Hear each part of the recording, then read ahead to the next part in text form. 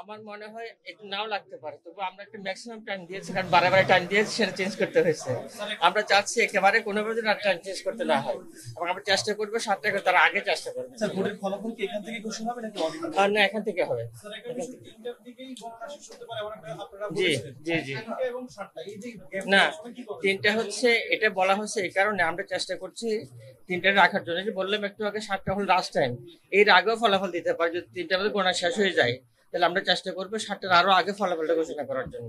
Sir ফলাফল গণনা কি শেষ পর্যায়ে কি? শেষ পর্যায়ে, একেবারে শেষ পর্যায়ে, একবার শেষ পর্যায়ে। কয়টি হল হয়েছে স্যার বলা যায় কি এখন পর্যন্ত?